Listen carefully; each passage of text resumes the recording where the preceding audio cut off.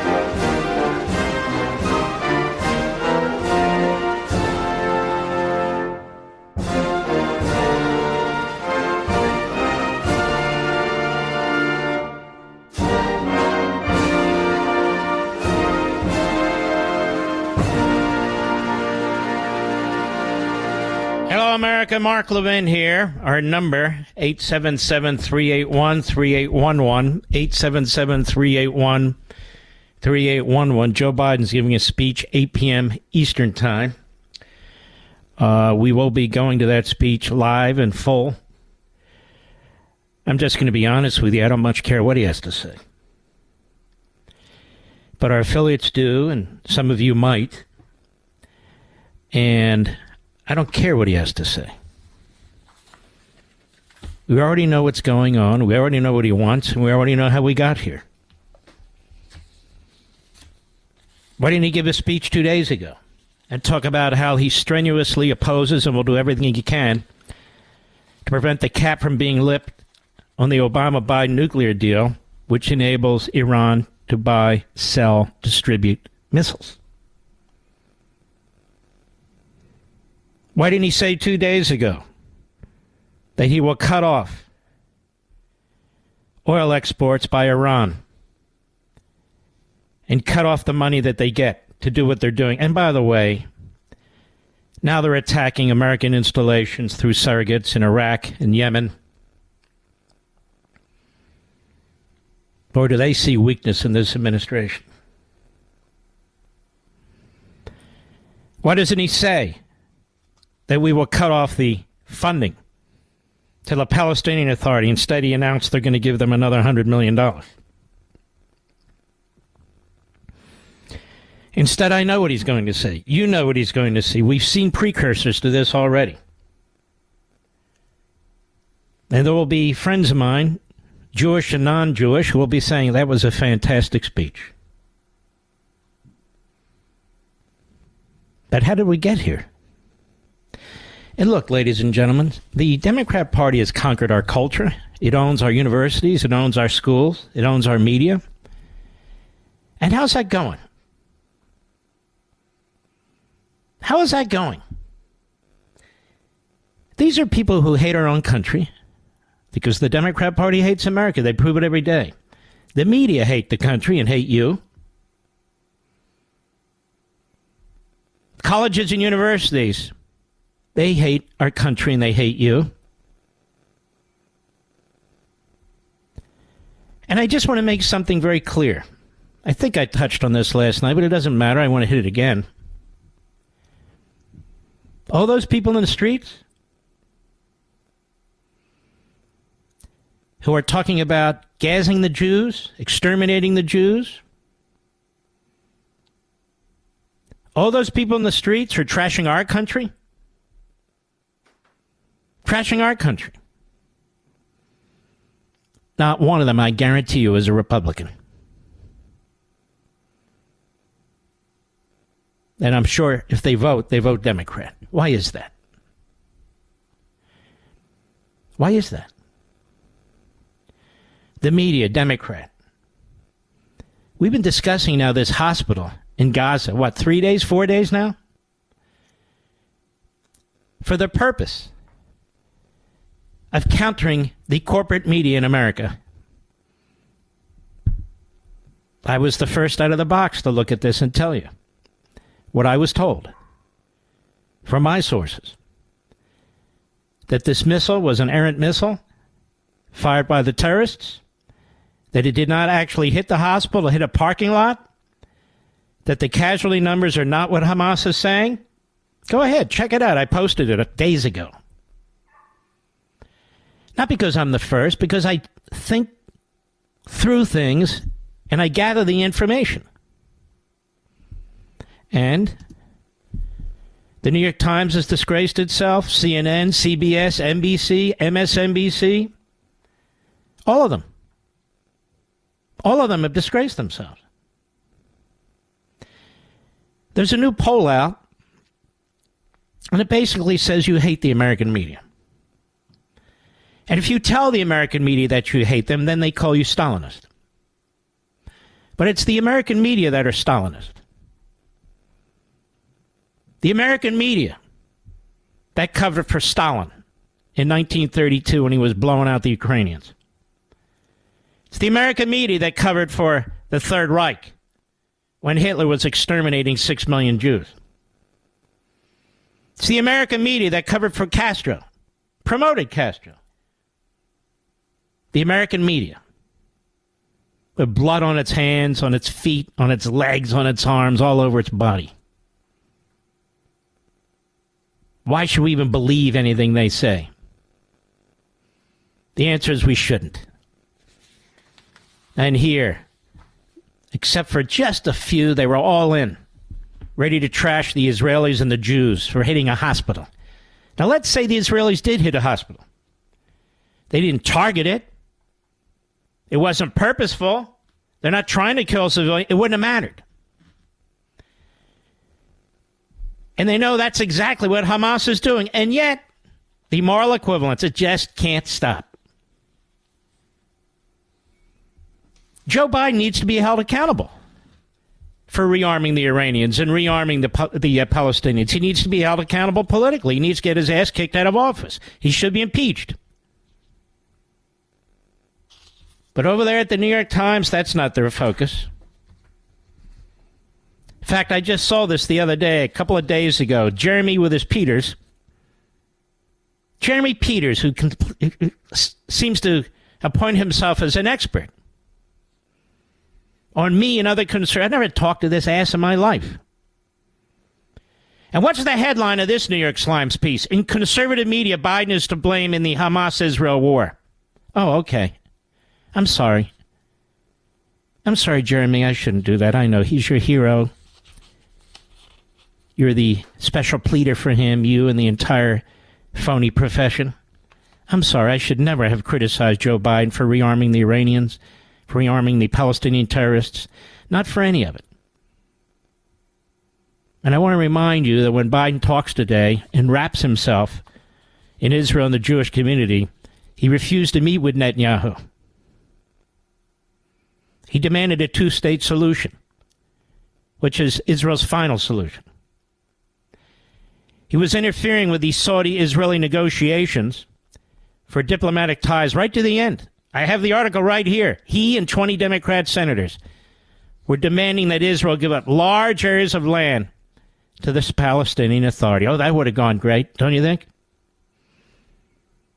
Much of the coverage from the right is focused on the Biden administration's decision to transfer $6 billion to Iran in a deal to secure the release of 5 Americans. You know, ladies and gentlemen, what I say is not exactly classified. It's not exactly a secret. I mean, I'm speaking to 14.5 million people. And on TV, millions and millions of people. It's not exactly a secret that several days ago, it was I who reminded people that Joe Biden would not enforce the sanctions when everybody was focused on the $6 billion. And look, it's outrageous. I mentioned it too. And I said, well, what about the other $70 billion? What do you mean? What do you mean the other $70 billion? I started it here right behind this mic and said it on my weekend show.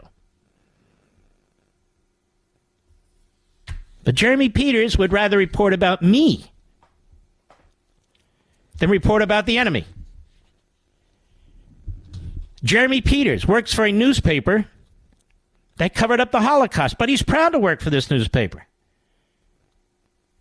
It's a corporation.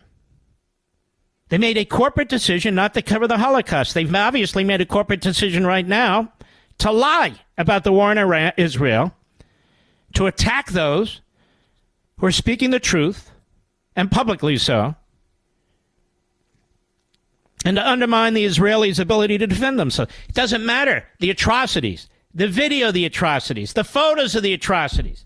It doesn't matter that we had 3 years ago, 2.5 years ago, peace in this area with Arab nations, building diplomatic ties with Israel, with Saudi Arabia about to do the same thing, with the Palestinian terrorists in a box, whether it's the Palestinian Authority or Hamas, they were in a box. Peace was breaking out in the Middle East. Don't you dare compare what Trump did to what our great Joe Biden has done. My God, the last 10 days he's been unbelievable. And wait till he gives his speech tonight. It's going to be a spellwinder. Oh, my God. He stands with Israel. So why is it that there's hell on earth right now in Israel? But there was peace on earth 2.5 years ago. Oh, they haven't figured out. You see, because Iran, they were concerned about the Saudi-Israel deal, and they didn't want that anymore. Really? They were rearmed. Biden sent to negotiate the nuclear deal an Iranian puppet who had 3 Iranians who were in communication with the foreign minister's office in Iran. You know what that is? That's Alger Hiss times 100. And we don't have to have a legal case. We don't have to have an investigation. That's Alger Hiss by 100. And now he wants his ambassador to Israel, a man who was responsible for the entire strategy on how to get Iran $1.7 or $1.9 billion in cash. Remember that one? Among other things? This guy, Jack Lew. Jack Lew, who has been building up Iran and trashing Israel. There's a little cabal here with Blinken, this guy Malley, who was the envoy, our envoy to Iran, who had his classification pulled by the FBI and the State Department, and the Biden administration won't tell anybody why. I can figure it out, can't you? He must be passing information to the enemy. Why else? I don't know for sure, obviously. So I'll speculate. I'll bet I'm close to the mark. I'll bet I'm close to the mark. He was pulled, and they will not reveal why. How do you get away with this? With this secrecy? Will Joe Biden say today in his speech this evening, we are not going to allow Iran, if he mentions Iran by name, and he might, we're not going to allow Iran under any circumstances to get a nuclear weapon. No, he won't. What do they do? I just saw it on TV with one of the lib guests. It's Trump's fault, you see, because he pulled out of the Iran deal. No, Trump had Iran on its back, on its knees, economically, destroying it. Took a page out of Reagan's book with the Soviet Union. The people were rising up. They wanted to overthrow that regime. That's what Biden inherited. You know, Biden keeps talking about what he inherited. He inherited a vibrant nation, a patriotic nation, an increasingly secure southern border, a strong economy after the pandemic, a military that Trump built up. He inherited a country in which our foreign policy was respected, where Soleimani was taken out, where Baghdadi was taken out, where our enemies not dare fire a bullet at us, where communist China feared him, where Russia would never invade Ukraine, where North Korea stopped firing missiles. That's what the idiot inherited. That's what he inherited. It has taken hundreds of years to build this country into what it is. Doesn't just happen overnight. Hundreds of years. And blood and toil and sweat. The strongest economy on the face of the earth. Energy independence. An industrial base like no other. And it took 2.5 years to basically ruin it. Destroy it. It took 2.5 years to destroy the Abraham Accords and peace in the Middle East. That's all.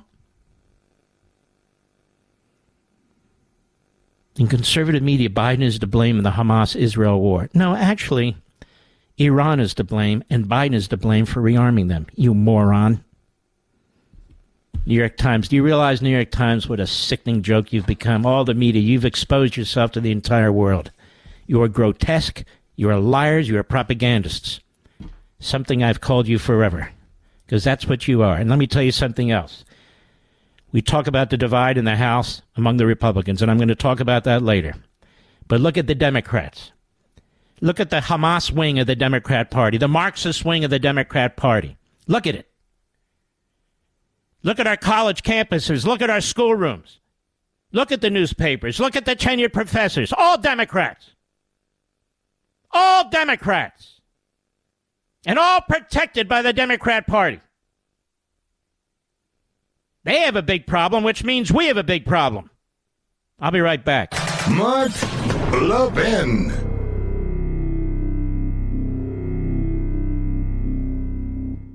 Have you been waiting to buy gold as an investment? Lots of commercials out there, but who can you really trust? I didn't want to make a bad investment, but didn't want to miss the boat either. Sound familiar? Fortunately, I've got great news. If you have an IRA or 401k and want to buy physical gold to diversify your investment, eliminate fear and uncertainty from the process, get the new Gold IRA Company Integrity Checklist. It helps you evaluate and choose the best gold IRA company. To get your free IRA Company Integrity Checklist today, text Levin to 68592. That's Levin to 68592. Now, I trust Augusta Precious Metals and invested myself. Use this checklist to choose the best gold IRA company for yourself and see if you agree. To get your free Gold IRA Company Integrity Checklist today, text Levin to 68592. Again, text Levin to 68592. Text date and message rates may apply. Performance varies. Consult your financial professionals before making investment decisions and get risk disclosures at AugustaPreciousMetals.com.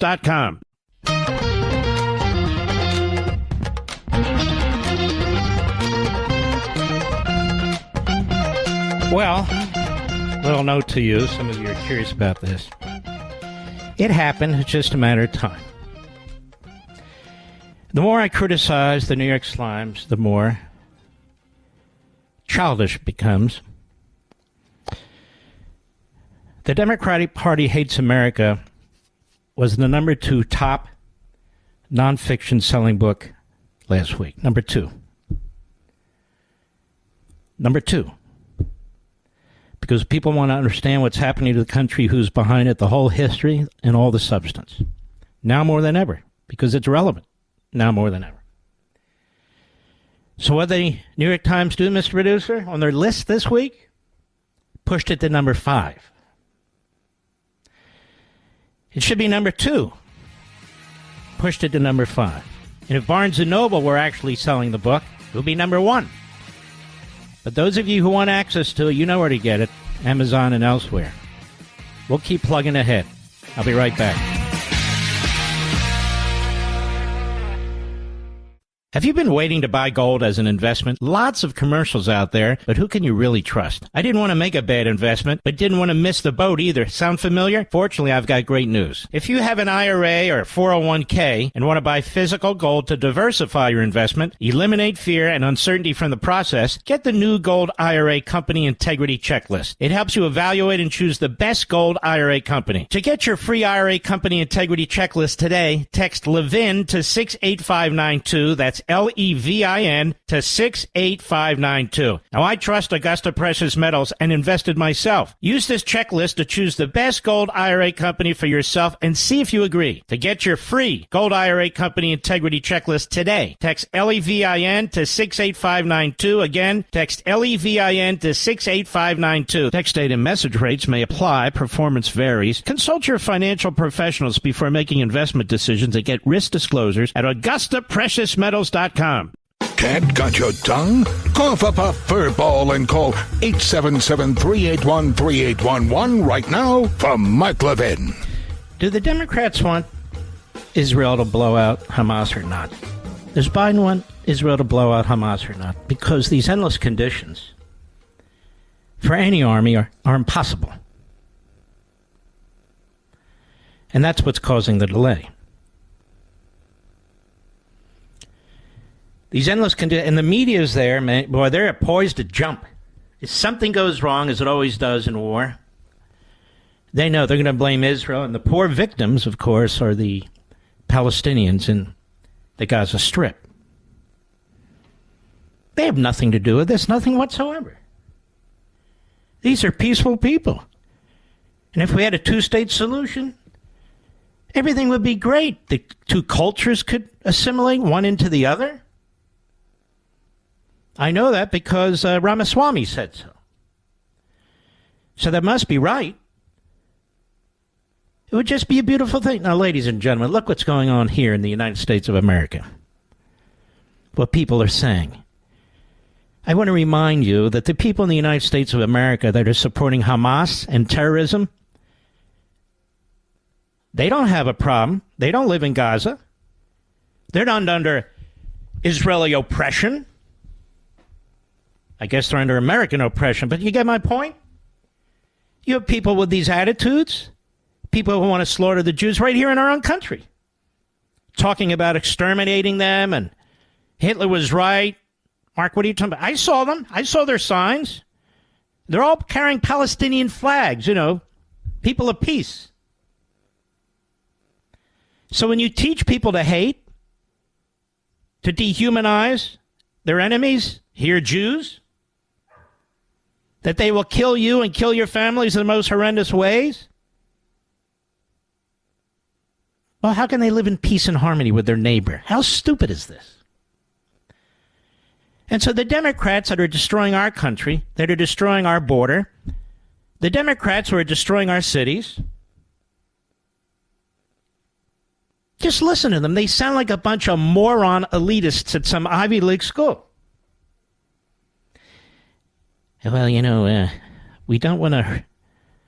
We want to separate the Palestinian terrorists from the Hamas. The Palestinians from the Hamas terrorists. Really? Oh, yes, we do. And I'll say again, what office do I go to, Mr. Producer? What office do I go to that says Palestinians for Israel? Hundreds of thousands of Arabs live in Israel. Do you know that? Hundreds of thousands of Jews don't live anywhere in the Arab world. Or for that matter, hundreds of thousands of Christians. There is no office. Name for me the 5 top Palestinians in the Middle East. Just 5. I'll make it better. 2. I'll make it even better. 1. Who speaks out for true peace between the Israelis and the Palestinians. Who is this person?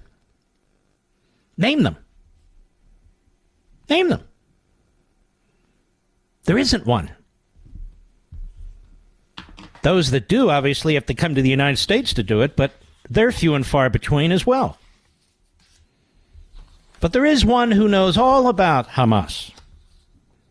There is one who condemns Hamas as a vile terrorist organization focused on not peace, but on slaughtering the Jews, and by the way, slaughtering Americans, as they have in the past as well. And his name is Mosab Hassan Yousef. Mosab Hassan Yousef. He's the son of the Hamas leader. He was so disgusted by his father, so disgusted by what he saw in school, so disgusted by the culture of mass murder that he left. He could have lived in luxury. And our buddy, Brian Kilmeade, tracked him down, and he was on Fox and Fred's today. I'm sure the New York Slimes, the Washington Compost, and the rest haven't tracked anybody down. Oh, I'm wrong about that. Maybe a Hamas spokesman or one of their surrogates. Here we go. Cut 5, go. But Mosab, you also say it's almost impossible for us to give aid to the Gaza Strip. $100 million we're about to give them and keep it away from Hamas. Don't you agree that that can't work? Look, after we destroy the tunnels, we need to finish Hamas rule in Gaza Strip. This is priority number one. Then we need to replace the regime. Could be the Palestinian Authority, could be the Egyptian government, could be Arab League force. We need to replace their rule in Gaza. After that, we can talk about aid. But as of now, sending any aid is a mistake. He's right on that point. Now, the Palestinian Authority was in charge of Gaza for 2 years until they were voted out, Fatah, for Hamas. So that's not going to fly. I mean, if Israel's going to spend the blood of its young men and women in Gaza, really, they get to decide. And if they want to involve others, that's great. But those are Israelis who are going to be dying to deal with this. So they go in, their people die, they finally put an end to this, and then they say, okay, world, what should we do with ourselves on our border? Now, that would be insanity. Mosab Hassan Yousef, son of Hamas leader, on Fox and Friends today. Here's more of what he had to say. Cut 6, go. Hamas is not a national movement. Hamas is a religious movement with a goal to establish an Islamic state. Now let's stop right here. Why does it take the son of the Hamas leader to speak the truth? Folks, you could Google this stuff. You can look on the internet. It's all right there. Scholars, researchers, think tanks, eyewitnesses. Hamas is a terrorist movement. It's not a political movement. And it's got networks throughout the United States. And I'm going to talk about that. I'm going to talk about that on my Saturday and Sunday show this weekend, among other things. Go ahead, Mr. Producer. Actually, they are against nationalism. With that said, my understanding that they are using the Palestinian cause only to achieve their goals, so the long-term goal, transforming the Middle East and the world into an Islamic state. This is Hamas agendas, and they are not hidden, by the way. So Hamas is serving foreign agendas. We're talking about Iran, and we're talking about Russia lately. Hamas serve those parties, and Iran pays them close to $1 billion annually. Iran is the real master in this picture. Hamas does not serve the Palestinian people. Hamas serve Iran. Those are the masters of Hamas. Now this man, as I say, the son of the chief terrorist in charge of Hamas, the Hamas leader, he's the son, has said more about Iran than Joe Biden has in 2 weeks. And he's telling us, and he's telling Biden and Blinken, don't send that money into Gaza because Hamas will take it. And you're going to be fueling their war machine. And he talks about Iran paying them $1 billion annually. Iran could barely raise $1 billion annually when Trump was president. Now, folks, I know what this speech is going to be about. They've got all kinds of speechwriters pulling together. It's going to be passionate. It's going to be emotional. So people say, yeah, he stands with Israel. But he's funding Israel's enemies, and he's funding our enemies. It's one thing to deal with these things after the fact. But there was no thing to deal with when he came into office because Trump dealt with it. You will not find a single news report in any of the pro-Hamas corporate media, from the New York Times and CNN to the Washington Post and MSNBC and everything in between, not one explaining the Trump foreign policy compared to the Biden foreign policy. The Trump foreign policy in America was a smashing success. He got NATO to increase its contributions to its own defense. He got the inbred in North Korea to stop firing off missiles. He put trade barriers and tariffs on China that were crippling in many respects.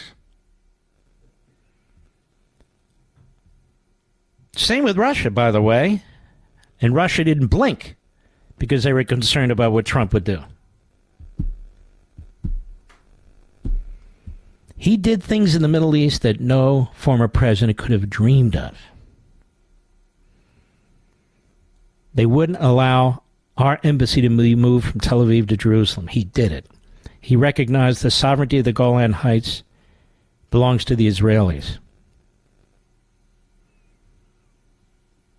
He cut off monies to Palestinian terrorists, including the Palestinian Authority.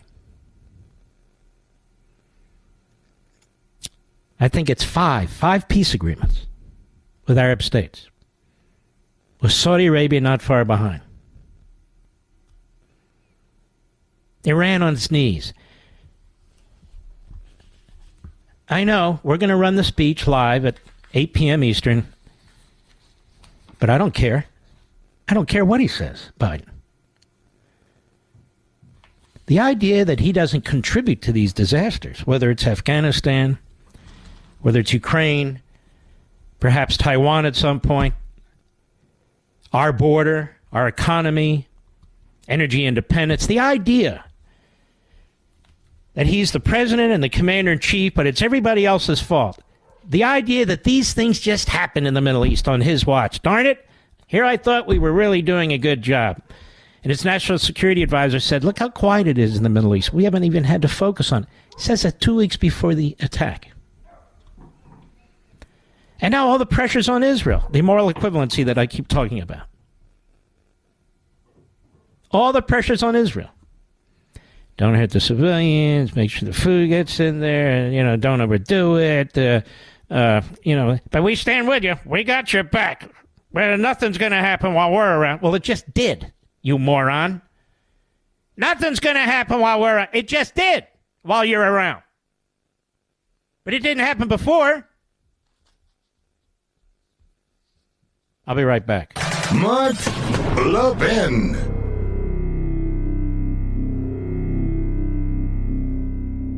Have you been waiting to buy gold as an investment? Lots of commercials out there, but who can you really trust? I didn't want to make a bad investment, but didn't want to miss the boat either. Sound familiar? Fortunately, I've got great news. If you have an IRA or 401k and want to buy physical gold to diversify your investment, eliminate fear and uncertainty from the process, get the new Gold IRA Company Integrity Checklist. It helps you evaluate and choose the best gold IRA company. To get your free IRA Company Integrity Checklist today, text Levin to 68592. That's Levin to 68592. Now, I trust Augusta Precious Metals and invested myself. Use this checklist to choose the best gold IRA company for yourself and see if you agree. To get your free Gold IRA Company Integrity Checklist today, text Levin to 68592. Again, text Levin to 68592. Text date and message rates may apply. Performance varies. Consult your financial professionals before making investment decisions and get risk disclosures at AugustaPreciousMetals.com.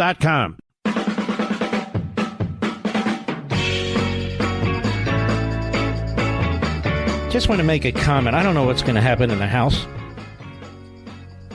with the Republicans. It appears that Jim Jordan now is going to give it a third try. Maybe that'll work. But there's a lot of pressure now building for the Republicans to cut a deal with the Democrats to give this guy McHenry sort of quasi-speaker authority. I do have constitutional questions about that. The first is this. The Speaker is in line for President of the United States. How can you have a sort of Speaker in line for President of the United States? But putting that aside, I want you to look in the mirror. Those of you who are viciously and brutally attacking me online, the morons in the commentariat, The phony conservatives, the phony constitutionalists who followed these 8 boneheads, none of whom is a serious conservative, especially Gates. You follow them right over the edge. We lost a 30% cut in domestic discretionary spending that was negotiated between the Freedom Caucus, which is where all the conservatives really are, and conservatives members of the Senate. That apparently was a rhino sellout. Well, we want 12 spending bills. Fair enough. But if we'd gotten those 12 spending bills, spending would have been through the roof. Why? Because the rhinos and the Democrats were pushing out bills that were spending through the roof. And why else? We had serious border controls in that bill. As for teaming up with the Democrats, those 8 teamed up with the Democrats to decapitate the House majority and drop McCarthy. Now you know why it was so hard to pull this group together. But McCarthy not only pulled it out, he moved us in the most conservative direction of any Republican House in my lifetime, or yours. Yet Matt Gaetz was able to persuade many that this was about conservatism. It was about changing Washington, stirring the pot. No, it was about Matt Gaetz and his ethics investigation. Ken Buck voted among the 8. He's over there grifting at CNN. He's kind of a nut job. Nancy Mace, because we didn't have an abortion bill or a gun control bill on the floor. But she says McCarthy was a liar. No, she's a liberal. Biggs, who poses as a real constitutional conservative who blocked convention of states in Arizona. When he left, they passed it. Then Mr. UFO from Tennessee. I felt my faith was really called into question when McCarthy gave me a call. That guy's a real head case. And I don't remember all the rest of the a-holes. And I said over and over and over and over again, they have no plan. Whatever they're doing, it's kamikaze. So now people call them kamikaze. Now other hosts on TV and radio, they're saying, I told you we shouldn't have done that. Are you kidding me? I'm the only national conservative who came out against this from day one. Why? Because I have a head on my shoulders. They had no plan. They had no replacement. They had nothing. And now they're talking about McHenry as some kind of a temporary speaker. He's a liberal. The guy with the bow tie. And now the rhinos are revolting against Jim Jordan. Oh, they're getting threats. Well, join the club, boys.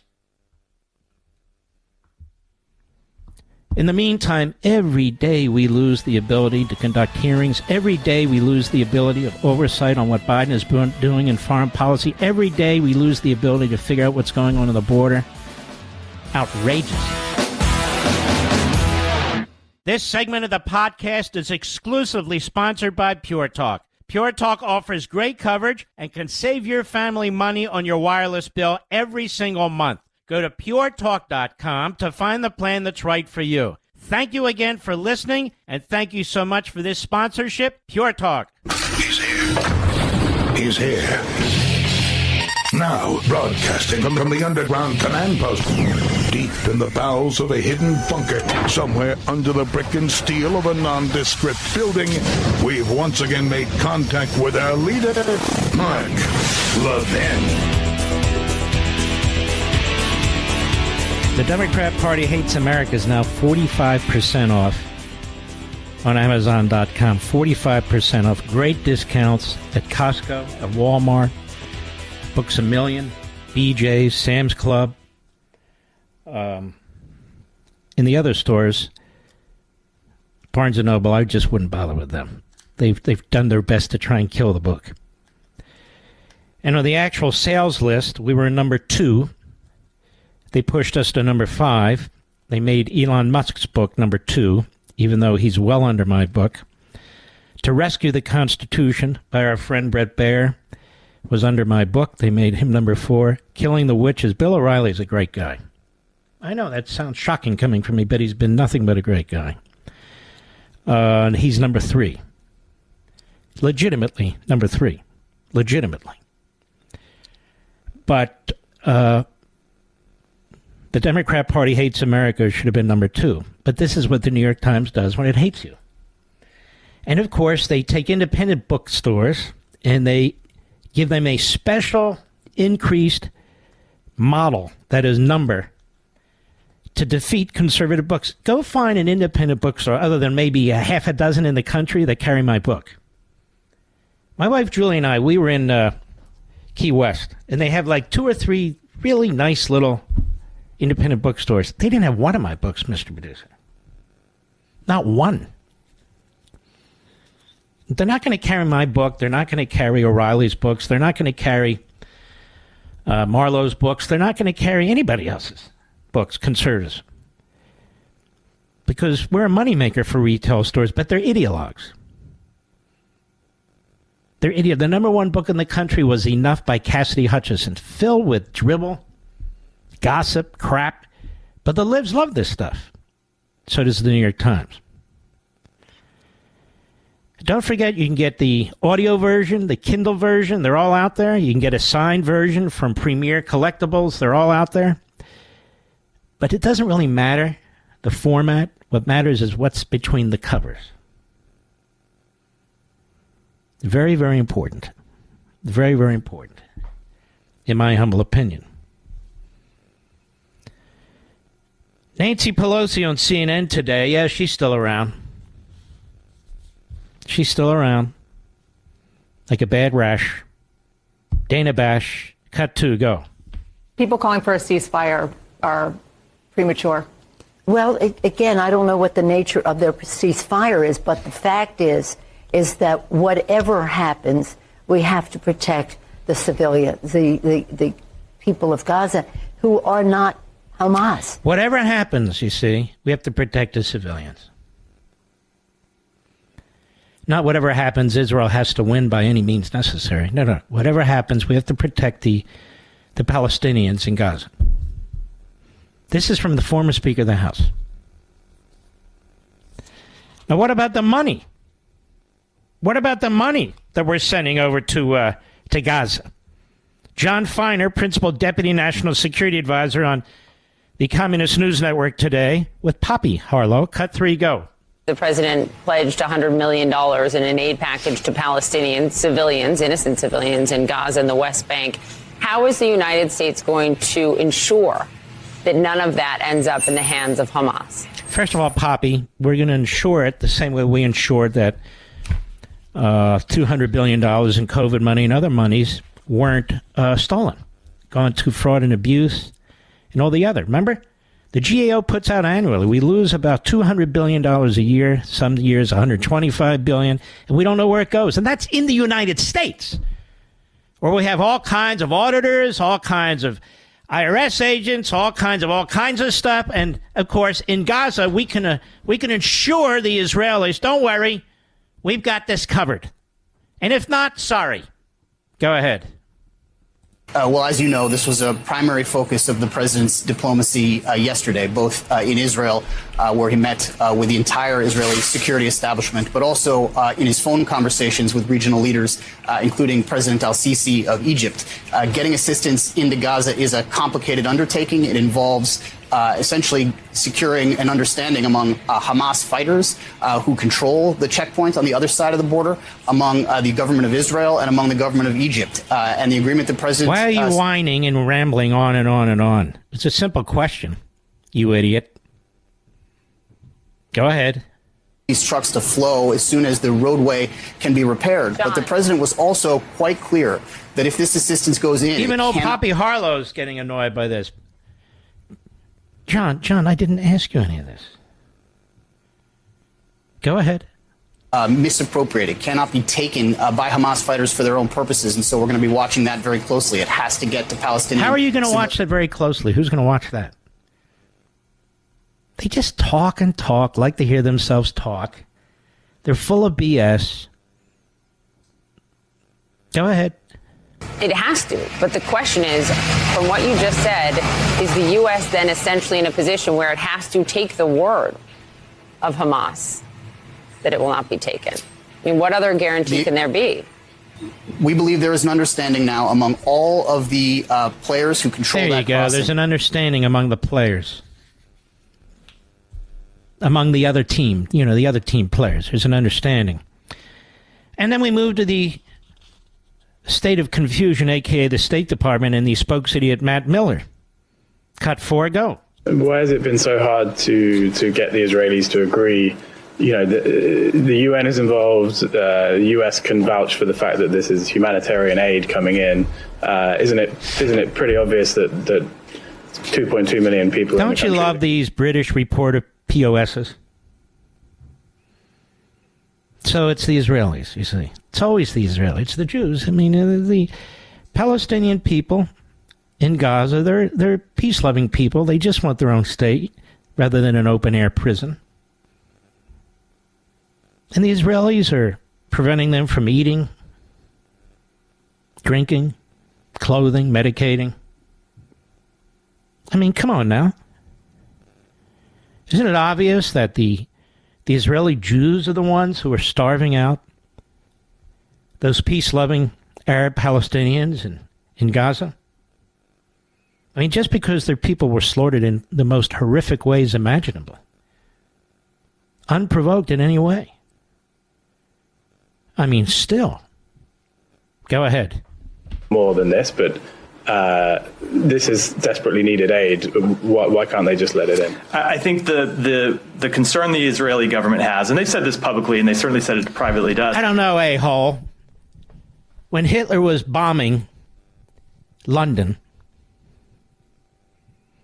and when the Allies came together and returned the favor, and were taking out German cities like Dresden. I don't know, did your government say there is a horrendous humanitarian problem happening on the ground and they shouldn't be targeting civilians, and you, the British, are responsible for making sure that the civilians, that the German people are fed, they're medicated, they're in humane conditions in the ground and you jackass, you piece of you-know-what, sanctimonious clown. I think the British press is the worst. Them and the American press. They're just so repulsive and unconscionable. I think that, what are you, a jerk? Then listen to this guy. Richard Engel on NBC News. He's a real Israel hater, in my opinion. Richard Engel, NBC News, blaming Israel for the hospital blast. This is yesterday. Jose Diaz-Balart is the reporter asking him the questions on NBC News. Cut 9, go. Richard, your thoughts on just how quickly the disinformation and misinformation spread right after that rocket hit the parking lot right outside the hospital in Gaza. It was instantaneous, almost, the misinformation and disinformation. Stop right here. Now listen to this guy. This is NBC News. Go. Well, it may be misinformation or disinformation from Hamas, but witnesses as well who believe that it was an Israeli airstrike because they saw something fall from the sky. They are in Gaza City. They see dead bodies all around them. Maybe they're injured. It is not an impossible assumption to assume that it came from Israel, since Israel is carrying out airstrikes throughout the Gaza Strip. There you go. That makes sense, doesn't it? This is a punk apologist for terrorists. A punk apologist. NBC, ABC, CBS, and all the wannabes, you really do need to go through your list of hosts, your list of reporters, your list of guests, and really broom the anti-Semites out. Just broom them out. What do you mean by broom them out? An answer like this? Broom them out. Or you're going to be hated forever. I'll be right back. Mark Levin.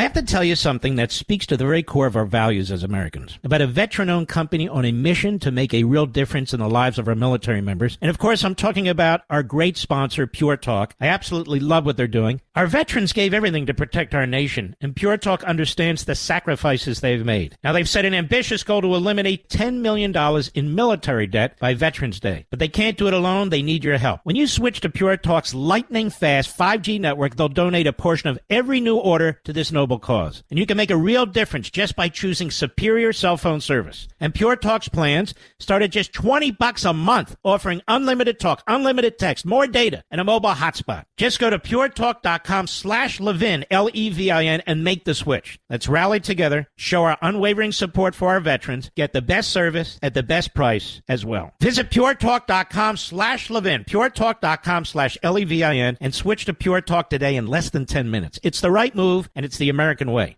It's a pleasure to have Tennessee Senator Marsha Blackburn. Senator, you and a few other Republican senators, you went behind a microphone and you condemned the lead-up to what took place in Israel here, and you have condemned what's happened since then with Iran, with the Palestinian Authority, that the money has not been turned off, the spigot has not been turned off. And now President Biden's going to give a speech in about 35, 40 minutes. And it seems to me people are going to be gushing all over it. I can predict right now, but he's not going to say that he's going to take tough steps against Iran, that he's going to take tough steps against the Palestinians, where he's giving them another $100 million. What is your take on this? My take on it is that Joe Biden should go out there tonight and say, we're going to do aid to Israel. We're not going to tie it to a bucket list of other things. He's going to freeze that $6 billion that, as you said, I was joined by other Republican senators in calling for that this week. He's going to place oil sanctions on Iran. He should say, look, we're tired of them making $1 billion a week selling oil. Biden eased those Trump-era restrictions, Mark, and they've gone from producing a few hundred barrels a day to 3 million barrels a day. They're bringing in $1 billion a week. If Iran gets $1, it is going into enriching uranium. It is going into terrorism. He should cut that funding to Gaza, as you said. He should cut funding to the UN Relief and Work Agency that is there for Palestinian refugees. He's already put $1 billion into that. And he should close our border. He should fire Jake Sullivan, and he should get out there and make the case of why the U.S. stands with Israel. And he should talk about who the good guys are, who the bad guys are, and he should lay out who these terrorist groups are, whether it's the Islamic Jihad or Hamas or Hezbollah or the Houthis or ISIS in Syria and Iraq or the Iran Revolutionary Guard or any of the 13 other smaller groups. And he should be very forthright in that. That is what leadership would be, laying it out and making it clear to the world where we stand. And what about Qatar, who he seems to embrace like a close friend, that gives safe haven to the leaders of Hamas and also has spent over the years billions supporting Hamas? And what about Turkey, which also gives safe haven to the leaders of Hamas? I mean, we have hostages over there. The Hamas has killed 31 Americans. Why do we treat Qatar and Turkey like they're buddies? And why aren't we giving them a tough tongue lashing as well? And this is why it would be so important for the president to lay it out and make it clear that we stand with Israel and stop trying to appease people. Look at where this appeasement has gotten us. Look at where that first Iran deal, coupled with this latest $6 billion ransom payment, the way we came out of Afghanistan, the way you've had the Taliban go back in there, all of these things show weakness. And when you see that weakness, we see what has happened, whether it is Qatar or whether it's Turkey or whether it is others that are in the region, whether it is countries that say, no, President Biden, we don't have time to meet with you this week. Thank you for coming over here and calling, but we're just too busy.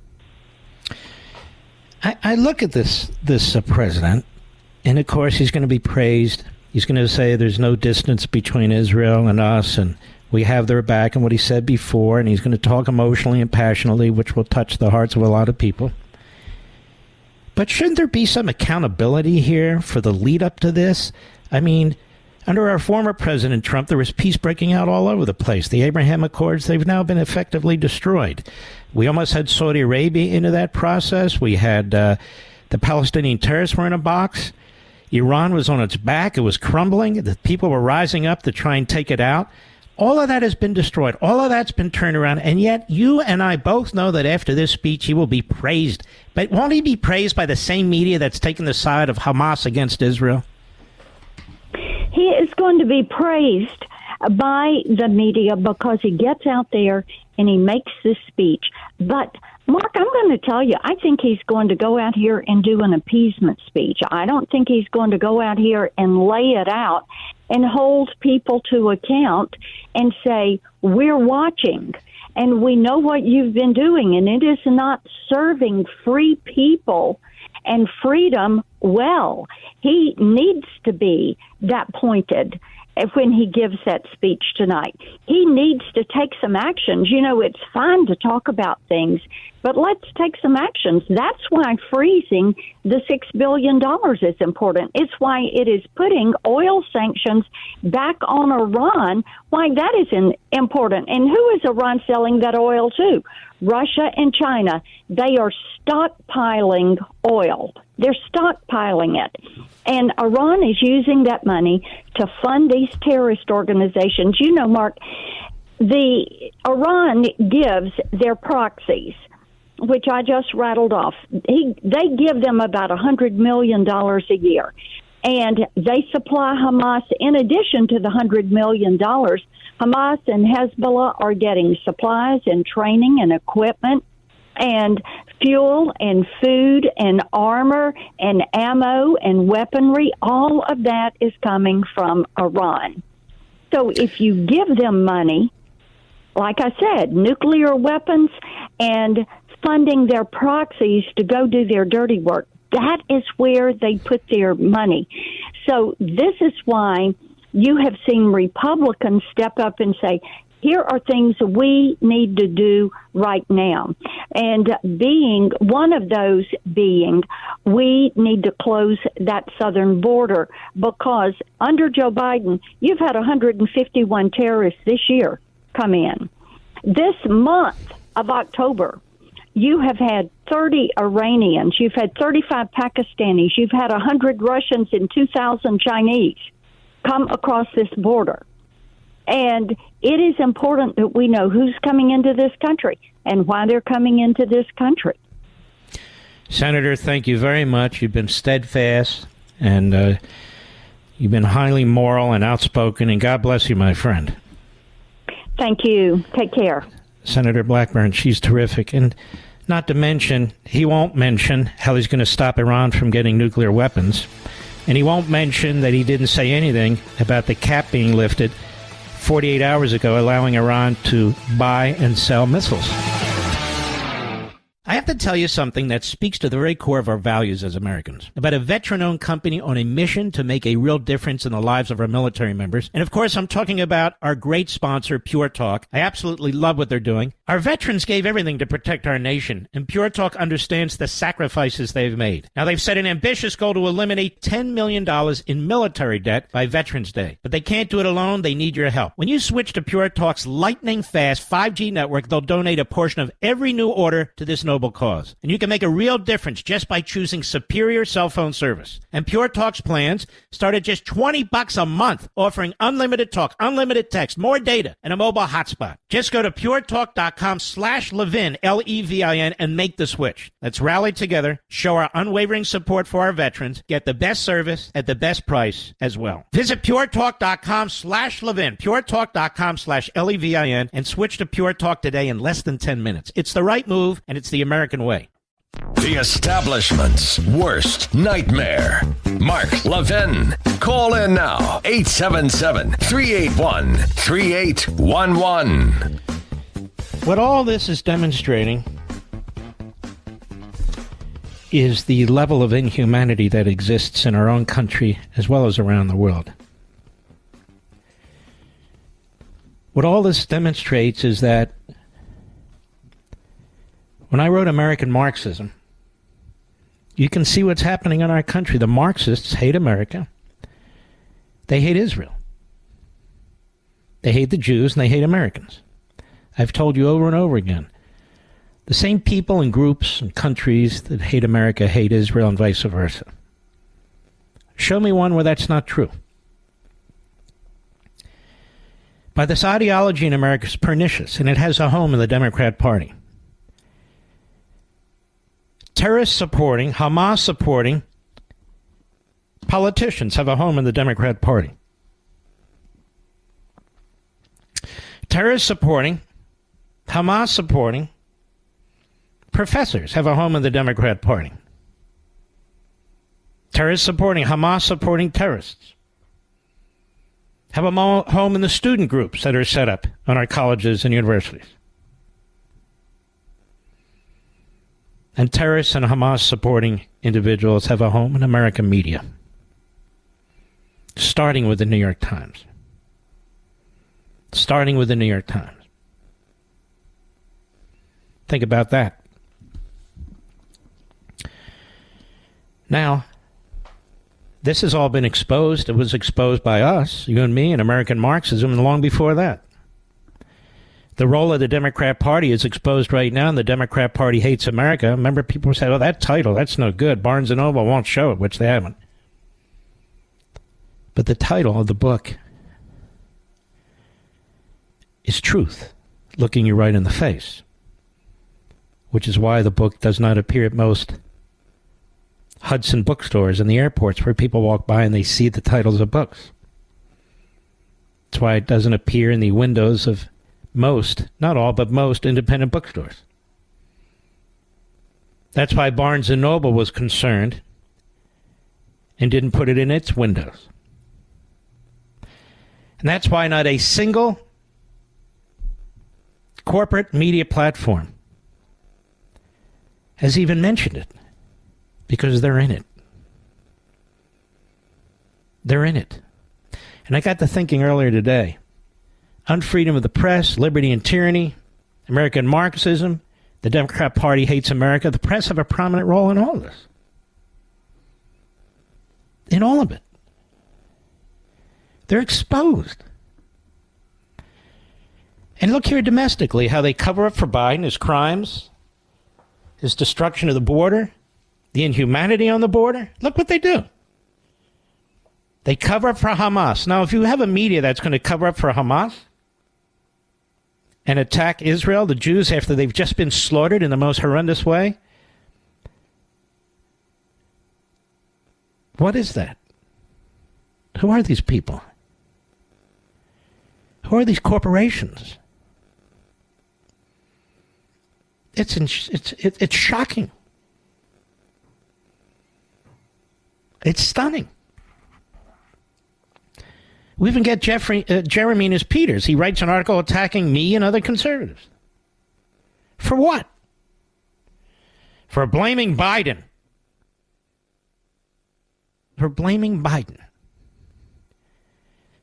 All the hell that's swirling around us as a nation, Israel as a nation, the entire world, maybe on the brink of World War III, that's what he writes about? He's at the New York Times. Shouldn't he do a self-examination of the corporation he works for? Shouldn't he be thinking on his own that I work for this immoral corporation that covered up the Holocaust and now is taking the side of the Hamas terrorists? But he writes about me. Me. Because he blames Biden. No, I blame the terrorists. But I blame Biden. I blame Biden for being worse than an appeaser, for rearming the enemy, and that includes the terrorists. And he needs to be held to account. That's what we do in a republic. We hold politicians to account, except when they're Democrats.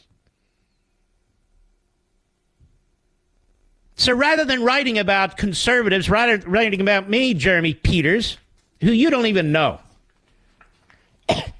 isn't it more consequential to talk about how money's still flowing to Iran? Iran's slaughtering its own people. It's raping its own women.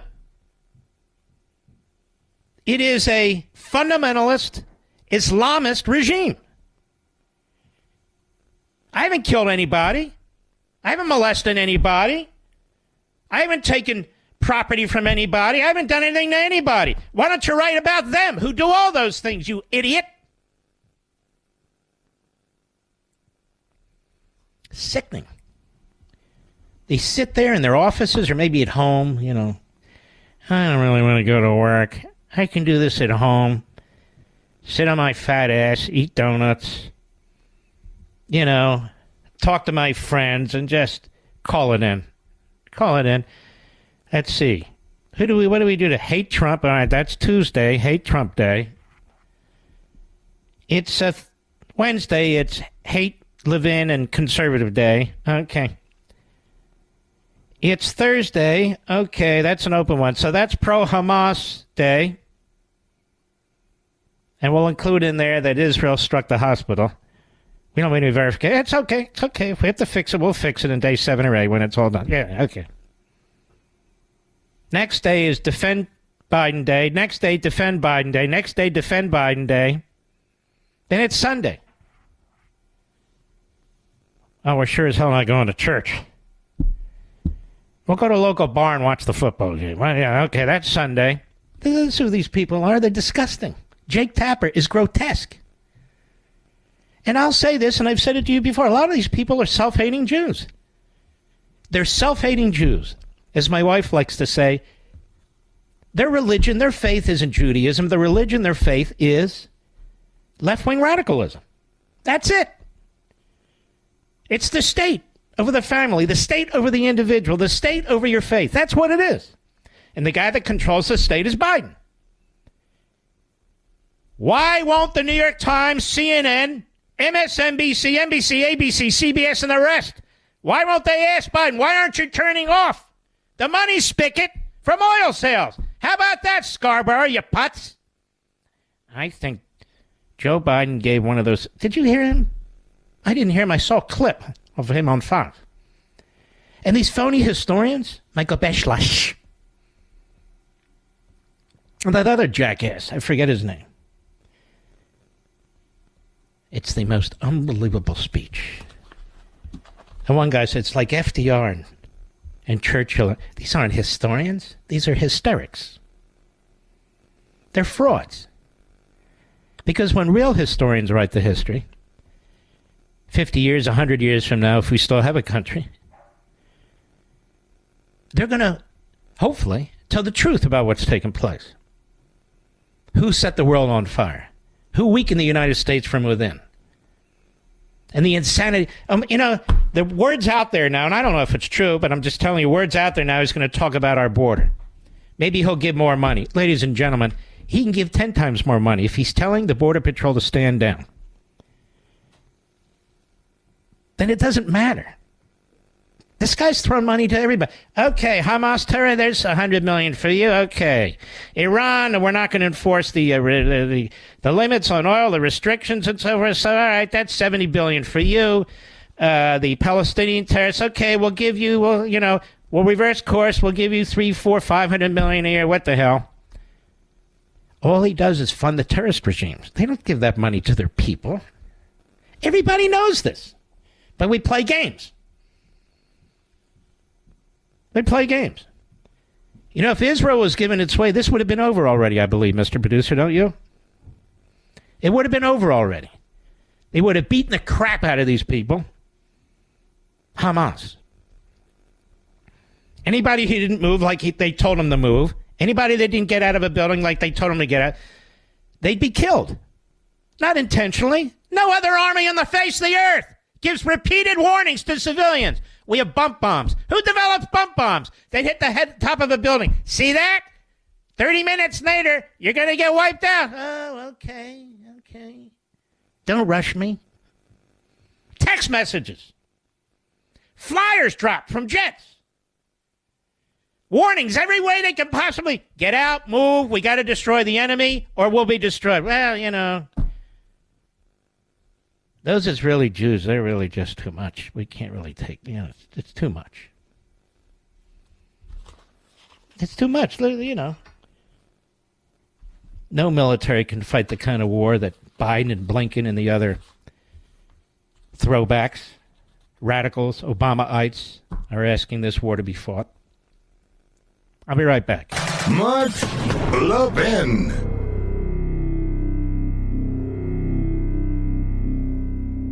I have to tell you something that speaks to the very core of our values as Americans. About a veteran-owned company on a mission to make a real difference in the lives of our military members. And of course, I'm talking about our great sponsor, Pure Talk. I absolutely love what they're doing. Our veterans gave everything to protect our nation, and Pure Talk understands the sacrifices they've made. Now, they've set an ambitious goal to eliminate $10 million in military debt by Veterans Day. But they can't do it alone. They need your help. When you switch to Pure Talk's lightning-fast 5G network, they'll donate a portion of every new order to this noble cause. And you can make a real difference just by choosing superior cell phone service. And Pure Talk's plans start at just $20 a month, offering unlimited talk, unlimited text, more data, and a mobile hotspot. Just go to puretalk.com/Levin, Levin, and make the switch. Let's rally together, show our unwavering support for our veterans, get the best service at the best price as well. Visit puretalk.com/Levin, puretalk.com/Levin, and switch to Pure Talk today in less than 10 minutes. It's the right move, and it's the American way. Let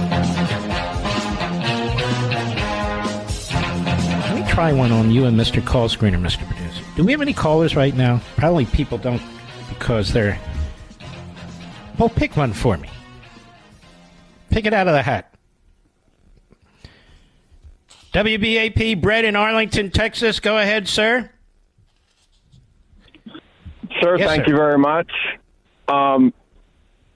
You speculated earlier about why Biden would be trying to give money away to all these oligarchs, all these regimes that are just totally against us. He has had the guy, Malley, negotiating this deal with Iran. Yeah, shocking. Nuke deal. Yeah, an Iranian sycophant. Well, yeah, and this guy has been in and out of government, so he goes into government, meets people, gets out of government, has probably nefarious activities. I'm just speculating. Meeting these people, talking to these people, and I'm sure no one has ever offered a bribe or any way of hiding money. Well, we know that he brought in three I don't even know what to call them. I guess technically they're not spies, but he brought in 3 individuals who carry water for the foreign ministry in Iran. And Biden chooses these people, approves these people, and Blinken do, to be our negotiating team on nuclear missiles. Nuclear missiles. And, of course, the Iranians know what they're dealing with. They see this, too. And so this is what I mean. This is why I feel there was a complete breakdown. As a matter of affirmative policy of this administration, they keep praising this guy on MSNBC, which, of course, is sort of a pro-Hamas network. They've demonstrated that through a number of their hosts. CNN and the rest, they praise this guy. Look at his appointments. 1, 2, 3, 4. There's 4 Alger Hisses right there. In my humble opinion, based on what we know. What are you praising him for? Now he wants to appoint somebody as ambassador to Israel from the United States who was also pushing this Iran policy. So the Iranians see this. They see the spigot still running, filled with cash. And they're the ones behind the whole thing. And so they're flush with cash. They've rearmed themselves. They're moving for nukes. They've built close now associations with Communist China, Russia, and North Korea. And I'm supposed to applaud Biden after tonight's speech. I'm not applauding him. I'm denouncing him. Whether he gives a great speech or not, it's irrelevant. All right, my friend. Thank you for your call. Very, very good. Let's grab it. Grab another one quickly. Greg, Trucker, XM. You have 1 minute. Greg, go for it, baby. Thank you, Mark, for taking my call. I just wanted to say I'm sorry about all this. It's one of the saddest things I've ever saw. When I saw what was going on over there, like I was telling your screener, how do you kill, children and then rape a lady at the same time? It was the craziest behavior I ever saw. And then just all the way that people over here are acting, like I said to your screener, you always wonder how like Nazis took over, but You can actually see it happening. I mean, and these are the same people that was calling us Nazis, I think. But you're 100% right. If they're not Nazis, they're Nazi sympathizers, the modern Nazi movement in this country and elsewhere. All right, President Biden is expected to begin speaking at 8 p.m. Eastern. We will run it live. I'll be right back.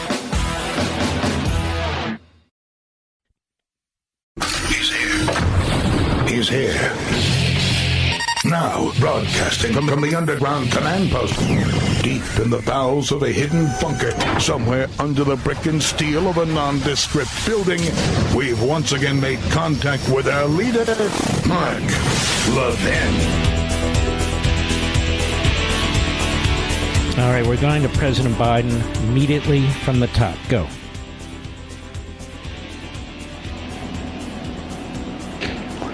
Good evening, my fellow Americans. We're facing an inflection point in history. One of those moments where the decisions we make today are going to determine the future for decades to come. That's what I'd like to talk with you about tonight. You know, early this morning I returned from Israel. They tell me I'm the first American president to travel there during the war. I met with the Prime Minister and members of his cabinet. And most movingly, I met with Israelis who had personally lived through horrific horror of the attack by Hamas on the 7th of October. More than 1,300 people slaughtered in Israel, including at least 32 American citizens. Scores of innocents, from infants to the elderly grandparents, Israelis, Americans taken hostage. As I told the families of Americans being held captive by Hamas, we're pursuing every avenue to bring their loved ones home. As president, there is no higher priority for me than the safety of Americans held hostage. The terrorist group Hamas unleashed pure, unadulterated evil in the world.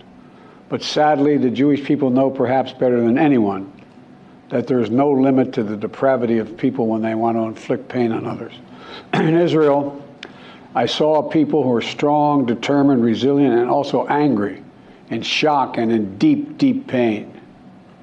I also spoke with President Abbas, the Palestinian Authority, and reiterated that the United States remains committed to the Palestinian people's right to dignity and to self-determination.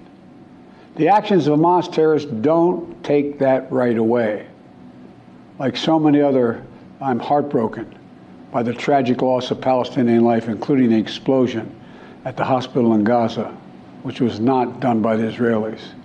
We mourn every innocent life lost. We can't ignore the humanity of innocent Palestinians who only want to live in peace and have an opportunity. You know, the assault on Israel echoes nearly 20 months of war, tragedy, and brutality inflicted on the people of Ukraine, people that were very badly hurt since Putin launched his all-out invasion. We've not forgotten the mass graves, the bodies found bearing signs of torture, rape used as a weapon by the Russians, and thousands of Ukrainian children forcibly taken into Russia, stolen from their parents. It's sick. Hamas and Putin represent different threats, but they share this in common. They both want to completely annihilate a neighboring democracy, completely annihilate it. Hamas' stated purpose for existing is the destruction of the state of Israel and the murder of Jewish people. Hamas does not represent the Palestinian people. Hamas uses Palestinian civilians as human shields, and innocent Palestinian families are suffering greatly because of them. Meanwhile, Putin denies Ukraine has or ever had real statehood. He claims the Soviet Union created Ukraine. And just 2 weeks ago, he told the world that if the United States and our allies withdraw, and if the United States withdraw, our allies will as well, military support for Ukraine would have, quote, a week left to live, but we're not withdrawing. I know these conflicts can seem far away, and it's natural to ask, why does this matter to America? So let me share with you why making sure Israel and Ukraine succeed is vital for America's national security. You know, history has taught us that when terrorists don't pay a price for their terror, when dictators don't pay a price for their aggression, they cause more chaos and death and more destruction. They keep going, and the cost and the threats to America and the world keep rising. So if we don't stop Putin's appetite for power and control in Ukraine, he won't limit himself just to Ukraine. Putin's already threatened to remind, quote, remind Poland that their Western land was a gift from Russia. One of his top advisors, a former president of Russia, has called Estonia, Latvia, and Lithuania Russia's Baltic provinces. These are all NATO allies. For 75 years, NATO has kept peace in Europe and has been the cornerstone of American security. And if Putin attacks a NATO ally, we will defend every inch of NATO which the treaty requires and calls for. We'll have something that we do not seek. Make it clear, we do not seek. We do not seek to have American troops fighting in Russia or fighting against Russia. Beyond Europe, we know that our allies, and maybe most importantly our adversaries and competitors, are watching. They're watching our response in Ukraine as well. And if we walk away and let Putin erase Ukraine's independence, would-be aggressors around the world would be emboldened to try the same. The risk of conflict and chaos could spread in other parts of the world, in the Indo-Pacific, in the Middle East, especially in the Middle East. Iran is supporting Russia in Ukraine, and is supporting Hamas and other terrorist groups in the region, and will continue to hold them accountable, I might add. The United States and our partners across the region are working to build a better future for the Middle East. One where the Middle East is more stable, better connected to its neighbors, and through innovative projects like the India-Middle East-Europe Rail Corridor that I announced this year at the summit of the world's biggest economies. More predictable markets, more employment, less rage, less grievances, less war when connected. It benefits the people who would benefit the people of the Middle East and would benefit us. American leadership is what holds the world together. American alliances are what keep us, America, safe. American values are what make us a partner that other nations want to work with. To put all that at risk, if we walk away from Ukraine, if we turn our backs on Israel, it's just not worth it. That's why tomorrow I'm going to send to Congress an urgent budget request to fund America's national security needs, to support our critical partners, including Israel and Ukraine. It's a smart investment that's going to pay dividends for American security for generations. Help us keep American troops out of harm's way. Help us build a world that is safer, more peaceful, more prosperous for our children and grandchildren. In Israel, we must make sure that they have what they need to protect their people today and always. The security package I'm sending to Congress and asking Congress to do is an unprecedented commitment to Israel's security that will sharpen Israel's qualitative military edge, which we've committed to, the qualitative military edge. We're going to make sure Iron Dome continues to guard the skies over Israel. We're going to make sure other hostile actors in the region know that Israel is stronger than ever and prevent this conflict from spreading. Look, at the same time, President Netanyahu and I discussed again yesterday the critical need for Israel to operate by the laws of war. That means protecting civilians in combat as best as they can. The people of Gaza urgently need food, water, and medicine. Yesterday, in discussions with the leaders of Israel and Egypt, I secured an agreement for the first shipment of humanitarian assistance from the United Nations to Palestinian civilians in Gaza. If Hamas does not divert or steal these shipments, we're going to provide an opening for sustained delivery of life-saving humanitarian assistance for the Palestinians. As I said in Israel, as hard as it is, we cannot give up on peace. We cannot give up on a two-state solution. Israel and Palestinians equally deserve to live in safety, dignity, and peace. You know, and here at home, we have to be honest with ourselves. In recent years, too much hate has given too much oxygen, fueling racism, the rise of anti-Semitism, and Islamic phobia, right here in America. It's also intensified in the wake of recent events that led to the horrific threats and attacks that both shock us and break our hearts. On October 7th, terror attacks have triggered deep scars and terrible memories in the Jewish community. Today, Jewish families worried about being targeted in school, wearing symbols of their faith walking down the street, or going out about their daily lives. You know, I know many of you in the Muslim American community, the Arab American community, the Palestinian American community, and so many others are outraged and heartened, saying to yourselves, here we go again. with Islamophobia and distrust we saw after 9/11. Just last week, a mother was brutally stabbed. A little boy, here in the United States, a little boy who just turned 6 years old was murdered in their home outside of Chicago. His name was Wadiha, a proud American, a proud Palestinian American family. We can't stand by and stand silent when this happens. We must, without equivocation, denounce anti-Semitism. We must also, without equivocation, denounce Islamophobia. And to all you hurting, those of you hurting, I want you to know I see you. You belong. And I want to say this to you. You're all America. You're all America. This is in a moment, in moments like these, when fear and suspicion, anger and rage run hard, that we have to work harder than ever to hold on to the values that make us who we are. We're a nation of religious freedom, freedom of expression. We all have a right to debate and disagree without fear of being targeted in schools or workplaces or in our communities.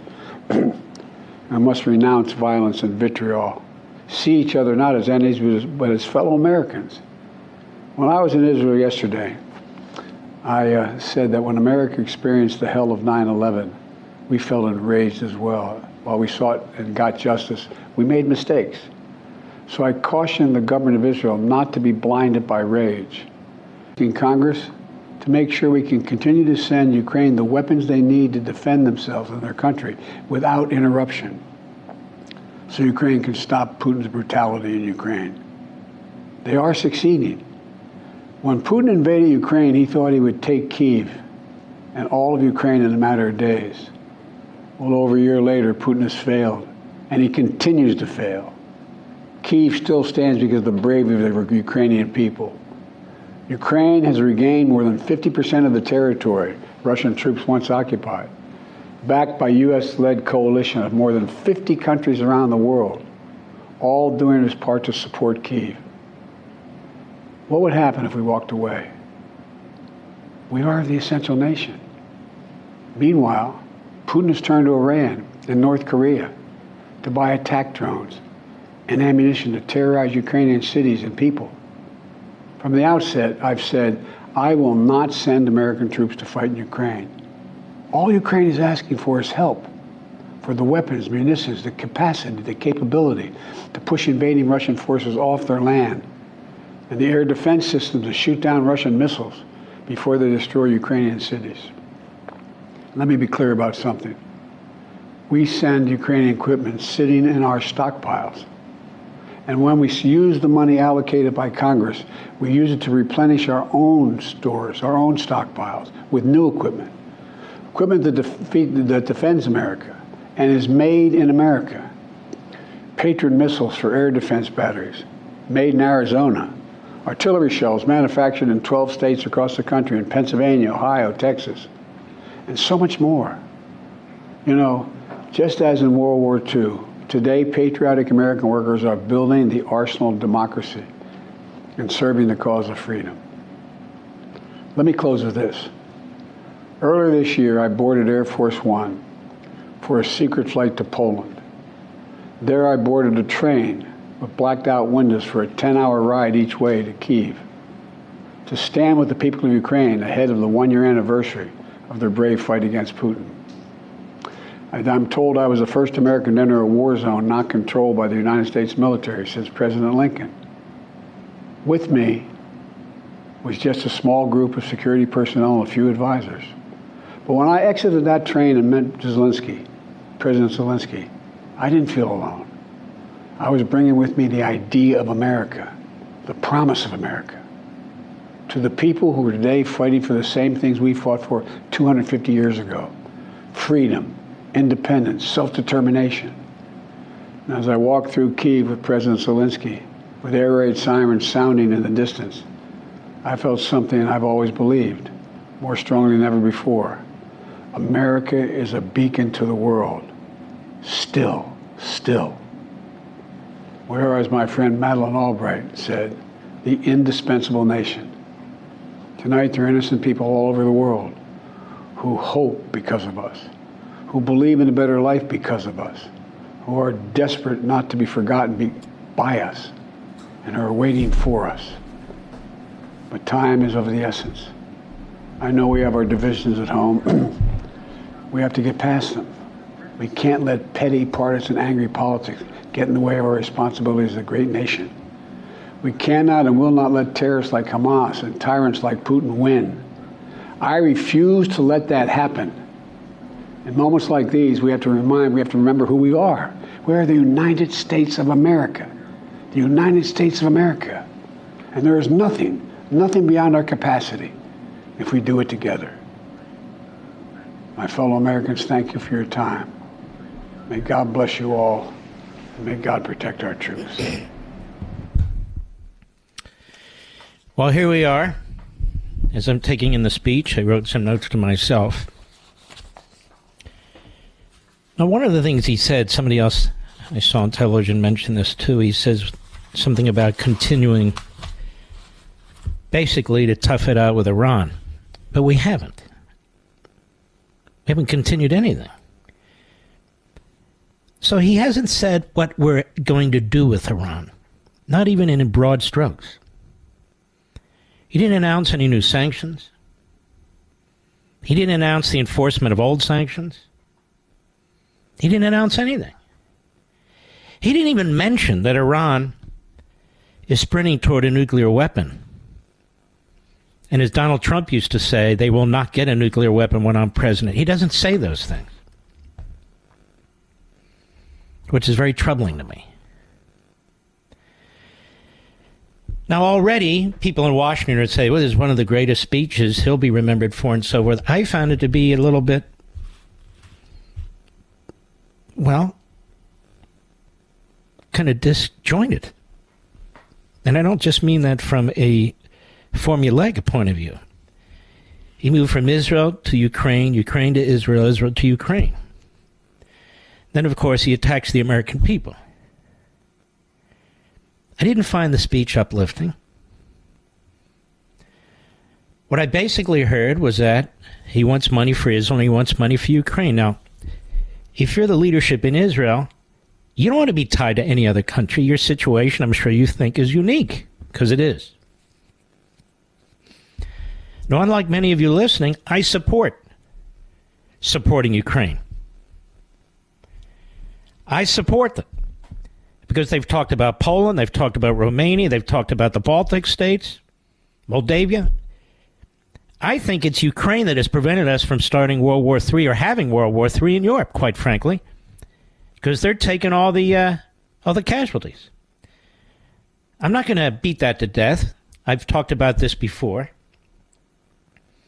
If it's a forever war, it's not our forever war. We don't have troops there. But consider the shoe on the other foot. Russia wants us bogged down somewhere, everywhere.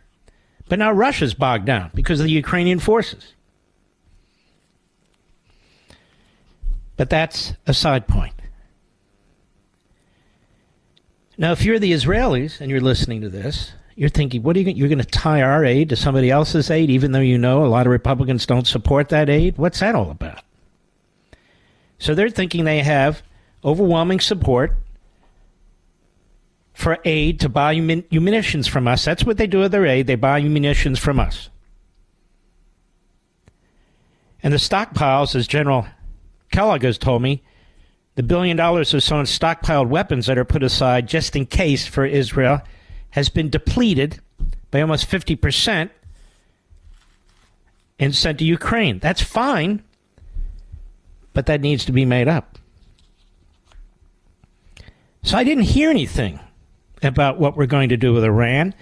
I'm not even talking about some intelligence issue or strategic issue. Just go back to where we were before. There was no comment on that. He doesn't intend to do it. That's what I got out of it with respect to that part. I think his point about Ukraine has been made over and over and over again. It's probably the most articulate explanation of it that he has ever made, but it's still not articulate enough. That's where I am on this. And of course, I understand. Many of you want aid to Ukraine cut off, but everybody doesn't. Every conservative doesn't. I don't. I do absolutely believe we must do a better job in determining where that money's going and how that money's being spent. I have no qualms with that whatsoever. I really don't. But I don't think we should cut off the Ukrainian people. 70,000 of them have been killed. Tens of thousands of their kids, I've talked about it, have been kidnapped and taken over the border to Russia to be indoctrinated and raised by Russian parents. But, you know, as I've talked about before, foreign policy is about prudence. And I think most of the commentators on TV and radio don't understand that. They're ideological about it. They're ideological about it. You ought not be ideological about it. You ought to be prudential about it. What can we do to help one country that's under attack, that is an ally of ours? We can do something. We can be doing nothing. We can do something in between. It's not, oh, I'm sick of the long wars, forget it. That's not the way we help our own country.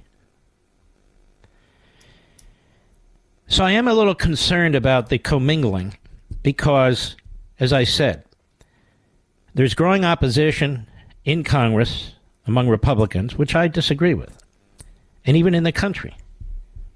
When it comes to Ukraine and funding Ukraine, that's just a reality. It's not what I like, it's just a reality. In the meantime, the American people are overwhelmingly supportive of providing assistance to Israel. That's just a reality. So I'm not sure I like this piggybacking, even though I believe both do need our support. They're tiny little countries. Ukraine doesn't have a significant military and didn't. Israel doesn't have a significant population. Never has.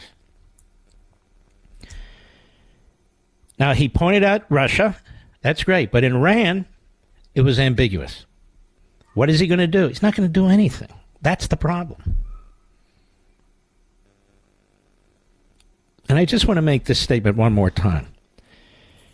You know, I do not jump on the bandwagon. I do not say things that I think people, even my beloved fellow conservatives, necessarily want to hear. I've spent my life studying history, whether it's military history, civilian history, ancient history, American history, modern history.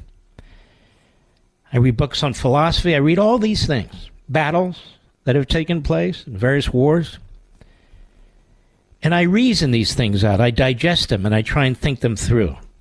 I don't follow this individual or that individual. So-and-so said this, so I agree with that. I may agree with it, but that doesn't mean I'm going to parrot it.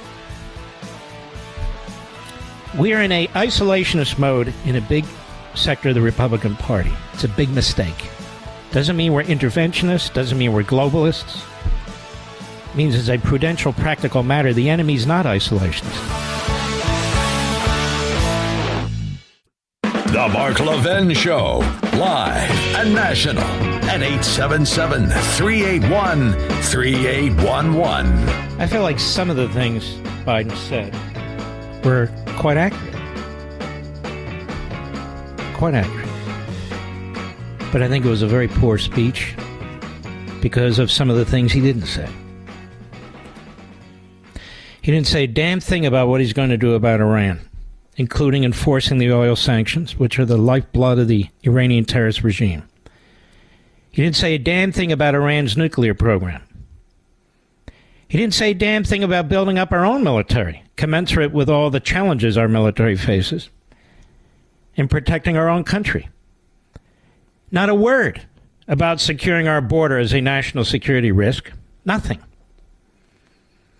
He didn't prepare the nation for full-out war in the Middle East, not of our making, of course, but of Iran's making. Then he ends the speech with an attack on us. Racism. So forth. He talks about hatred toward Jews and hatred toward Muslims. The FBI statistics don't show hatred towards Muslims. They don't show hate crimes toward Muslims. They show, despite the fact that the Jewish population is a tiny fraction of the overall population, over 50% of the hate crimes are done to the Jewish community. And who's doing them? Why is that on the rise? Why is that on the rise? Because of the white dominant culture?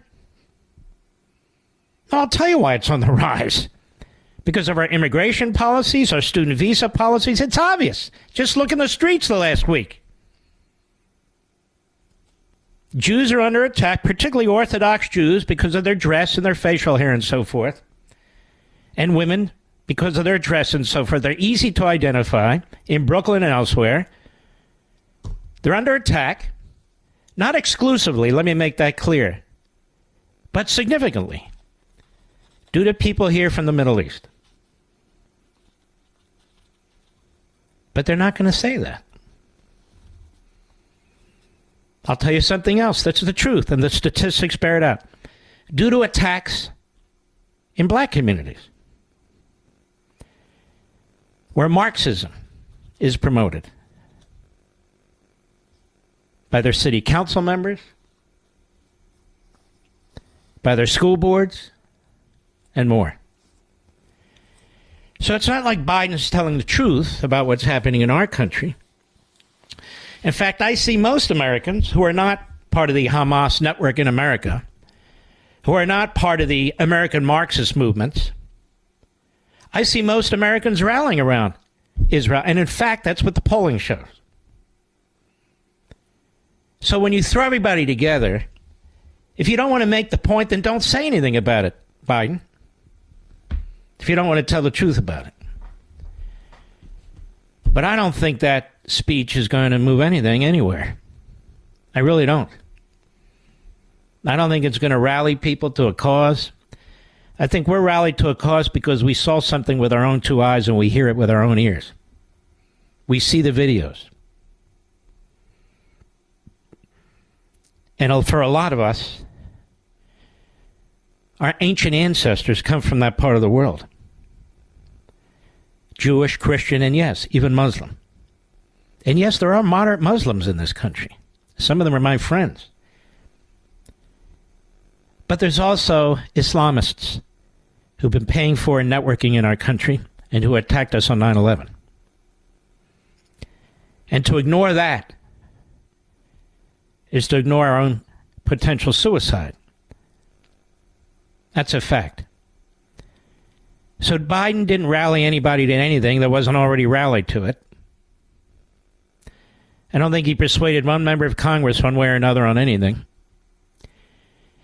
He didn't say anything about America's national security in the middle of all this, like the southern border, which he has thrown wide open and all kinds of inhumanity taking place, as well as people coming into this country who mean to do us grave harm. Nothing. There are things this man could do that he won't do. And by not addressing them, that means he will not do them. Whether it's Iran, whether it's our border. And of course, he didn't talk about what's happening on our universities. You're not seeing hate towards Muslims by thousands and thousands of people in the streets. There's some sick bastard who slaughtered that baby, that young kid, and tried to kill the mother, which was grotesque, was sickening. Multiply that by 1,500. Then you have what took place in Israel.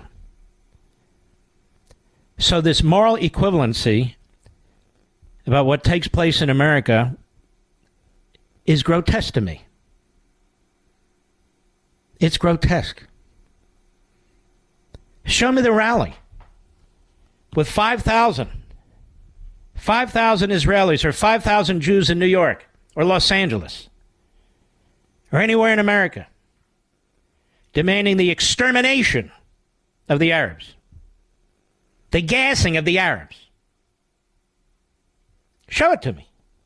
There aren't any. There aren't any. More moral equivalency. I just point that out to you. What do I owe you, Mr. Producer? Anything? So basically, Biden's speech was a dud. He didn't rally the nation to anything.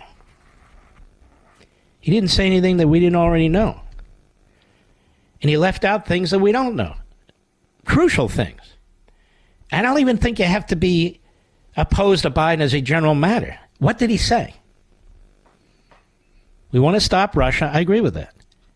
We want to help the Iranians. I agree with that. We don't want Russia going into Poland and the Balkan states, which they said they would. I agree with that.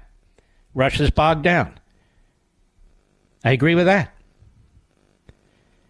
I agree with what he said about supporting Israel, but all the other static that always surrounds it is ridiculous. And then he laid out no plan. None. Nothing. Zero. For how we intend to deal with our enemy, Iran. None. I don't expect him, as I said, to give out war plans or intelligence information or give away top secrets about what we should do. Just the basics. Trump was saying constantly and openly, you're not going to get a nuclear weapon. We won't permit it. We didn't hear that tonight. He said, I'm going to crush your economy to Iran. I didn't hear that tonight. I'm going to put sanctions on and cut off the money you're getting from your oil. Says Trump. I didn't hear that tonight. We're going to even freeze the $6 billion, a pittance compared to the $70 billion he's already given them. We didn't even hear that tonight.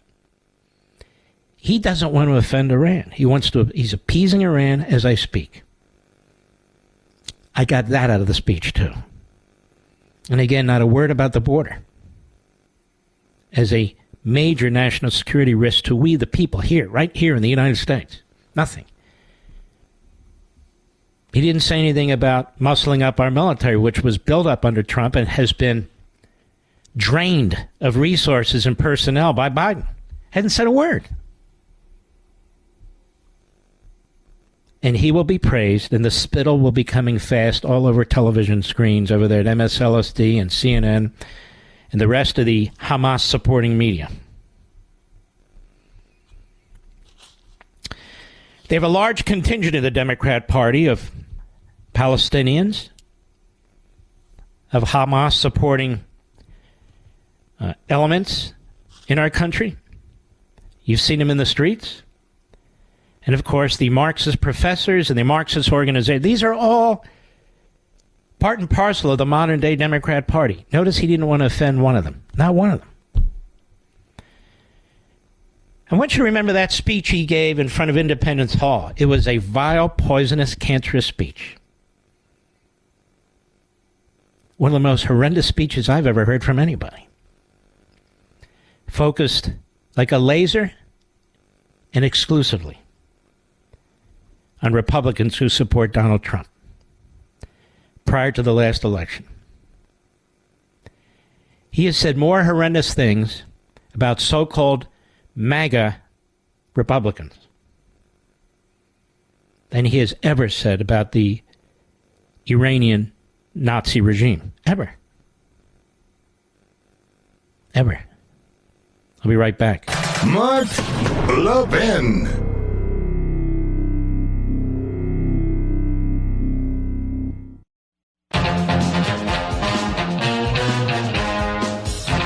I want you to keep something in mind. 2.5 years ago, 3 years ago, the Abraham Accord. Israel and 5 Muslim Arab nations. Peace agreements, diplomatic relations. And the list was growing.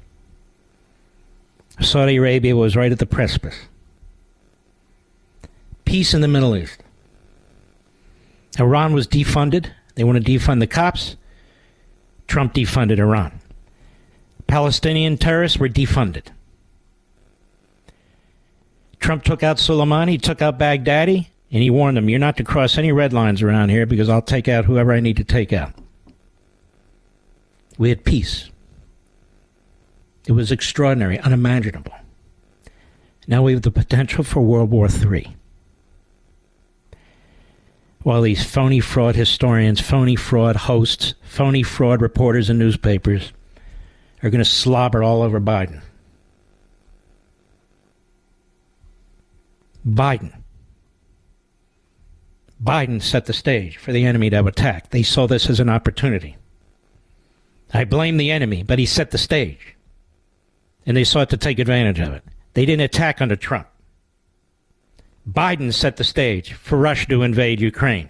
They didn't invade under Trump. They saw Afghanistan, and they've dealt with Biden. They sized him up, and they moved. China would never even think about invading Taiwan if Trump were president, or a Reagan, or an Eisenhower, or anybody like, or John Kennedy. But they're poised for war. We have a 19% increase proposed for the EPA, 3% for the Pentagon, which doesn't even put it above inflation. We have a border that's wide open. He didn't talk about that tonight. God knows what the hell's coming through here, but it's not going to be pretty. We already know it's killing hundreds of thousands of Americans. And the inhumanity on the border, we already know it. Not one word about any of this. And they're going to be praising the speech. Oh, my God. What a fan. You got these phony historians. You know, that's like FDR. Shut the hell up, you idiot. FDR didn't fund the Nazis. He didn't fund Japan. He didn't fund Italy, you idiots.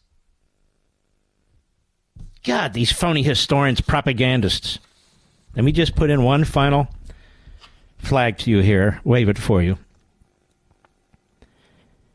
There are almost 300,000 people now who've listened to or read The Democrat Party Hates America. That's not true. More than that. Because people read the book and they share it with others. Perhaps there's 500,000 at this point. It's not enough. There's over 300 million people in this country. About 180 million of whom are literate adults. If we count the Democrats, well, then there's a high illiteracy level, but you understand what I'm saying. Make it your mission tonight or tomorrow or this weekend. Get a copy. It's at the lowest price ever on Amazon.now. It's $16 and change. You can get it for the holidays, but I encourage you to get it now. And read it and pass it around like a Thomas Paine pamphlet. Like a Thomas Paine pamphlet. Why are all these people in the streets like this? Who are all these people in the streets like this? What's happening to my country? Who's behind this? Who's doing these things? You know, there's umbrella groups. We talk about these different organizations with these different sort of surrogates and appendages. That's the Democrat Party. They control our culture. They control our media. They control our educational system, our colleges and universities, our public schools. They control federal law enforcement. They control the federal courts for the most part. All I ask you to do is read it. Why, Mark? Because ideas have consequences. All this money pouring into these terrorist networks is to affect the educational system. It's to affect the media. It's to affect the national discussion. One dinner table at a time, one breakfast table at a time. This is my pushback. This is our pushback. The Democrat Party hates America. And you're going to read some of this, and you're going to pat your head and say, good God, he was right. Or I didn't know this. Or we need to do something about this. You know, a friend of mine said, you were number one on the New York Times. Why do you need to keep talking about this? Because it doesn't matter to me. Oh, I talk about it. I joke about it. I hit the New York Times with it. What matters to me is you read it. Or listen to it on audios. Just digest it so you can use it to help fix the country. We salute our armed forces, police officers, firefighters, emergency personnel, freedom fighters all over the world, our truckers. And we want to salute the United States military, the Israeli military, and all militaries that stand up against terrorists and Marxists. We stand with our brothers and sisters in Israel. Good night.